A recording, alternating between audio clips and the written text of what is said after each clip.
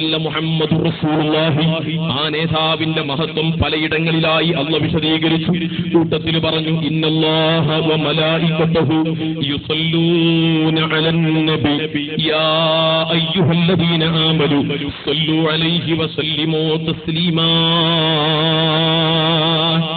അല്ലാഹുവും അവന്റെ മലക്കുകളും മുഹമ്മദ് നബി സല്ലല്ലാഹു അലൈഹി വസല്ലമ തങ്ങളുടെ മേൽ സ്വലാത്ത് ചൊല്ലുന്നു.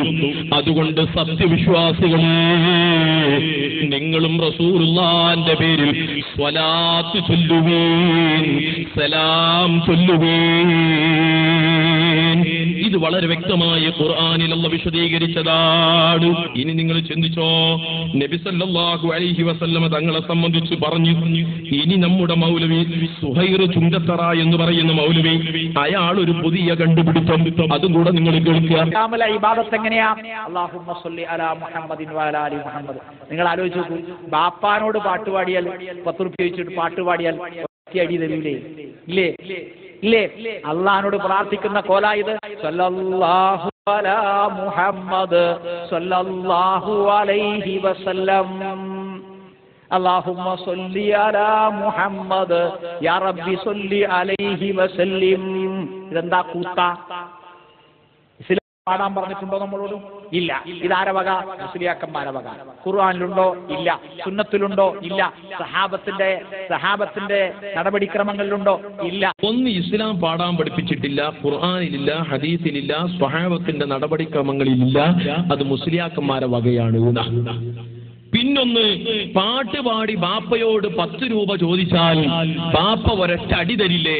ഇതുപോലെയാണ് അള്ളാഹുവിനോട് പാട്ടുപാടിയിട്ട് നമ്മൾ ചോദിച്ചാൽ അള്ളാഹുവിൽ നിന്നും അടി കിട്ടുന്നതാണ് മൗലവിന്റെ വാദം. അതിന് ഖുർആനിലെ തെളിവൊന്നല്ലോ. ബാപ്പനോട് 10 റുപ്യ ചോദിക്കുമ്പോ ബാപ്പ അടിക്കണം, അതാണ് തെളിവ്.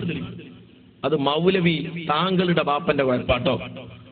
ഒരൊറ്റ ബാപ്പാരും അങ്ങനെ ചെയ്യൂല. മക്കള് പാട്ടുപാടിയിട്ട് ബാപ്പനോട് ഒരു 10 റുപ്യ ചോദിച്ചാൽ ബാപ്പ അടിക്കല. നല്ല പരിപാടിയായി പോയി. ബാപ്പ പറയും, എന്റെ മോന് പാട്ട് പഠിച്ച വകയില് ഒരു 10 റുപ്യ കൂടി ഏറെ 20 റുപ്യ കൊടുക്കും, അതാ കൊടുക്കുക.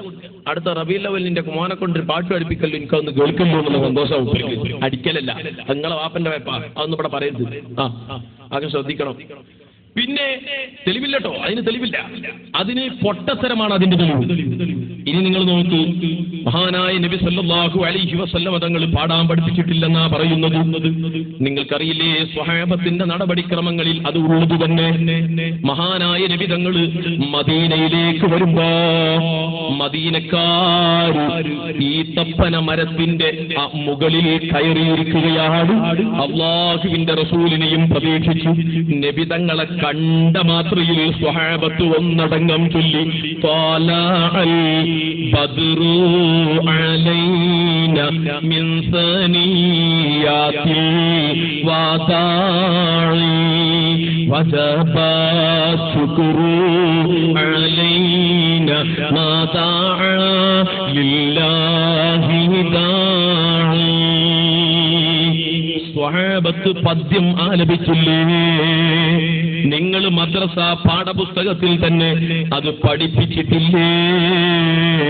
സ്വഹാബത്ത് അവരുടെ നടപടിക്രമങ്ങളിൽ പാട്ട് പാടുന്ന സ്വഭാവം ഇല്ലെന്നും റസൂലുള്ളാഹിന്റെ മഹത്വവും സ്വലാത്തും സലാമുമൊക്കെ പദ്യത്തിലൂടെ ആലപിക്കുന്ന ശൈലി ഇല്ലെന്നും പറയുന്നത് നിങ്ങളുടെ വിവരക്കേടാണ്.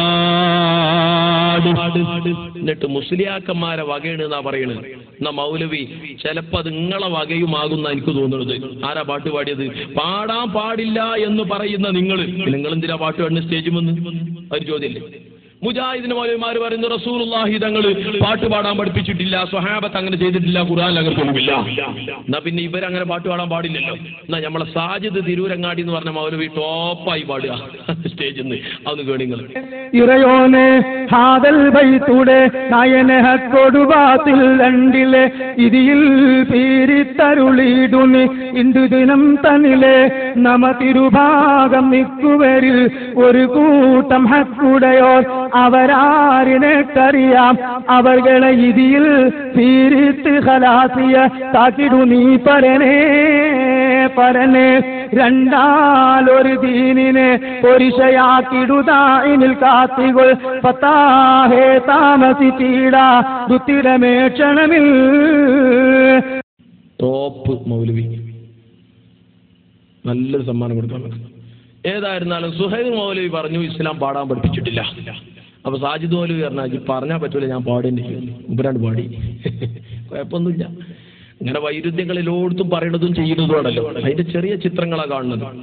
നിങ്ങൾ നോക്ക്, ഇനി സ്വലാത്തിനെ സംബന്ധിച്ച് പറഞ്ഞു, സ്വലാത്തിനെ എതിർക്കാൻ വേണ്ടിയാണ് ഈ പൊട്ടത്തരങ്ങൾ പറഞ്ഞത്. അതാണ് ഓരോന്നോരോന്ന് ചീട്ടുകൊട്ടാരങ്ങൾ തകർന്നടിയുന്നത് പോലെ തകർന്നു വീഴുന്നത്. ഇനി നിങ്ങൾ ശ്രദ്ധിക്കുക, സ്വലാത്ത് ചൊല്ലുന്നതിനെ സംബന്ധിച്ച് നമ്മുടെ ഹുസൈൻ സലഫി പറയാണ്, സ്വലാത്ത് എവിടെ വെച്ചും ചൊല്ലാവുന്നതാണ്, പക്ഷേ ഗ്രൗണ്ടിൽ ചെല്ലാൻ പറ്റില്ല. എവിടെ വെച്ചും സ്വലാത്തില്ല, അതിന് കുഴപ്പമൊന്നുമില്ല, പക്ഷെ ഗ്രൗണ്ടിൽ ചെല്ലാൻ പറ്റില്ല. ഗ്രൗണ്ട് സ്ഥലമല്ലല്ലോ, അത് വേറെ സാധനമാണ്. അത് കേട്ടോളി. പോലെ തന്നെ ഗ്രൗണ്ടിലേക്ക് സ്വലാത്ത് ചെല്ലാൻ വേണ്ടി അല്ലാഹുവിന്റെ റസൂലിന്റെ കാലഘട്ടത്തിൽ പ്രത്യേക ദിവസവും സ്ഥലവുമൊക്കെ നിശ്ചയിച്ചുകൊണ്ട് ഏത് സ്ഥലത്ത് വെച്ചും ചൊല്ലാമെന്നതിൽ ആർക്കും തർക്കമില്ല. പക്ഷേ അതിനുവേണ്ടി ഒരു സ്ഥലം തെരഞ്ഞെടുത്ത് അങ്ങോട്ടൊരു സമയം നിശ്ചയിച്ച് ആളുകളെ വരുത്തിയിട്ട് ഒരു സ്വലാത്ത് നഗറും മജ്‌ലിസും ഉണ്ടാക്കുന്ന സമ്പ്രദായം അല്ലാഹുവിന്റെ റസൂലിന്റെ കാലത്തുണ്ടോ? ഏത് സഹാബ വനിതയാണ് ഏത് ഗ്രൗണ്ടിലേക്കാണ് സ്വലാത്ത് ലക്ഷ്യം വെച്ചുകൊണ്ട് പോയത് എന്ന് ആ പ്രസംഗത്തിൽ ഞാൻ നിങ്ങളോട് ചോദിച്ചിരുന്നല്ലോ. ആദ്യ പ്രസംഗത്തിൽ വെച്ച് തന്നെ ചോദിച്ചിരുന്നല്ലോ. നിങ്ങൾ അതിന്റെ 2-3 പ്രസംഗം നടത്തിയിട്ടും മറുപടി പറഞ്ഞിട്ടില്ലല്ലോ. നിങ്ങൾ വഞ്ചനയല്ലേ കാണിച്ചത്? ഒന്നും വിടാതെ മറുപടി പറയുമെന്ന് പറഞ്ഞിട്ട് വഞ്ചന കാണിച്ചതിന്റെ സാമ്പിളാണ് ഞാൻ നിങ്ങളെ കേൾപ്പിച്ചത്. ഏത് സ്ഥലത്ത് വെച്ചും ചൊല്ലാമെന്നതിൽ ആർക്കും തർക്കമില്ല. ഏത് സ്ഥലത്ത് വെച്ചും ചൊല്ലാമെന്നതിൽ ആർക്കും തർക്കമില്ല. ഒന്നും വിടാതെ മറുപടി പറയുമെന്ന് പറഞ്ഞിട്ട് വഞ്ചന കാണിച്ചതിന്റെ സാമ്പിളാണ് ഞാൻ നിങ്ങളെ കേൾപ്പിച്ചത്. നല്ല സാമ്പിളാ നിങ്ങൾ കാണിച്ചത്. കാരണം എവിടെ വെച്ചും സലാത്ത് ചെല്ല എന്നതിൽ തർക്കമല്ല. ഗ്രൗണ്ടിക്ക് പോയതിന് പിന്നെ തെളിവുണ്ടോ? അതിന് മറുപടി പറഞ്ഞില്ല. മറുപടി മൂപ്പരന്നെ പറഞ്ഞില്ലേ. ഇപ്പൊ അതിന് ഒരു മറുപടി ഒക്കെ ഉണ്ടാവില്ല. എവിടെ സലാത്ത് ചെല്ലിനേനും തർക്കമല്ല എന്ന് മൂപ്പര് 10 വട്ടം പറഞ്ഞു. എന്നിട്ട് പറയാണ് ഗ്രൗണ്ടിലേക്ക് അങ്ങനെ പോയതിന് വല്ല തെളിവുണ്ടോ? പിന്നെ എവിടെ വെച്ചും ചെല്ലാന്ന് പറഞ്ഞാൽ ഈ ഗ്രൗണ്ട് എവിടെ വെച്ചു എന്ന് പറഞ്ഞാൽ പെടൂലേ? ഗ്രൗണ്ട് ഇപ്പൊ എന്താ സാധനം എന്നാവോ? ഇങ്ങനത്തെ ഒരു ഇടങ്ങേറ് പഠിച്ചോനെ ഹിറ്റിങ്ങൾ ഇടയെന്നല്ലാതെ വേറെ ഒന്നും കിട്ടൂലട്ടോ. ഈ ജാതി തോന്നിയാസം പറഞ്ഞാല് ചെറുപ്പക്കാർ ഇയാളെ പിടിച്ചൂലേ? ഉറപ്പല്ലേ? നോക്കിങ്ങള് അത് കണ്ടോളി. ഇയാൾ ഒരു സ്ഥലത്ത് ഇതേമാതിരി പ്രസംഗിച്ചപ്പോ ചെറുപ്പക്കാരെല്ലാരും കൂടെ കയറി ചെന്നാലോ പൂതിയാണ് കഴിച്ചത്. ആ രംഗാണ് കണ്ടു. ഇതൊരു സ്ഥലത്തിന്റെ നാട്ടിൽ നിന്ന് നമ്മൾ പ്രസംഗിച്ചപ്പോൾ ഇളകിയ ജനങ്ങള് എന്താ പറഞ്ഞത്, വെറ്റിമാലിൽ കാണിച്ചതാണെന്ന് പറഞ്ഞിട്ട് വന്ന് സ്റ്റേജൊക്കെ വളഞ്ഞ് മൈക്ക് അവർ കൊണ്ടുപോയി, ആംപ്ലിഫയർ വേറെടുത്തും കൊണ്ടുപോയി, സ്റ്റാൻഡ് വേറെടുത്തും കൊണ്ടുപോയി. ഞാൻ റേഷൻ കടയുടെ ഉള്ളിൽ പോയി. അവസാനം അവിടുന്ന് രക്ഷപ്പെട്ടു. എങ്ങനെയോ ഇതിലേക്കൊക്കെ നിൽക്കണം മൗലവി. ഈ തോന്നിയാസം പ്രസംഗിച്ചാൽ എല്ലായിടത്തും രക്ഷപ്പെടും നിങ്ങൾ മനസ്സിലാക്കി. എവിടെ വെച്ചും സ്വലാത്ത് ചൊല്ലാം എന്ന് പറഞ്ഞിട്ട് പിന്നെ മൗലവി ചോദിക്കുന്നത് ഗ്രൗണ്ടിൽ വെച്ച് ചൊല്ലണേന് തെളിവുണ്ടോ? അത് നിങ്ങൾ മറുപടി തന്നില്ലല്ലോ. നിങ്ങൾ വഞ്ചനയല്ലേ നടത്തിയത്? ആരാ വഞ്ചന നടത്തിയത്? എവിടെ വെച്ചും സ്വലാത്ത് ചൊല്ലാം എന്നതിൽ ആർക്കും തർക്കമല്ല എന്ന് പറഞ്ഞ മൗലവി പിന്നെ ഗ്രൗണ്ടിൽ വെച്ച് ചൊല്ലുന്നതിന് തെളിവുണ്ടോ എന്ന് ചോദിച്ചാൽ എന്തുമാത്രം വിഡിത്താണത്? എവിടെ വെച്ചും ചൊല്ലാം എന്ന് റസൂലുള്ള പഠിപ്പിച്ചതിൽ ആർക്കും തർക്കമല്ല, മൗലവിക്കും തർക്കമല്ല. പിന്നെ ഗ്രൗണ്ടിൽ വെച്ച് ചൊല്ലിയതിന് വെറുതെ തർക്കമുണ്ടാക്കണം. അപ്പൊ വിഷയം അതൊന്നുമല്ല. നമ്മുടെ പണ്ഡിതന്മാര്, നമ്മുടെ സയ്യിദന്മാര് ലോക മുസ്ലിമീങ്ങൾക്ക് റസൂലുള്ളയുമായിട്ടുള്ള ബന്ധം സ്ഥാപിക്കാൻ അവർക്കൊക്കെ അനുസൃതമായിട്ടുള്ള, അവർക്കൊക്കെ ഒരുമിച്ച് ചൊല്ലാൻ സൗകര്യമുള്ള സ്ഥലങ്ങൾ ഒരുക്കിയിട്ട് റസൂലുള്ളാഹി സ്വലാത്ത് ചൊല്ലുമ്പോ ആ സദസ്സുകളെ വിമർശിക്കലും സ്വലാത്തിനെതിരെ ശബ്ദിക്കലുമാണ് നിങ്ങളുടെ ലക്ഷ്യം.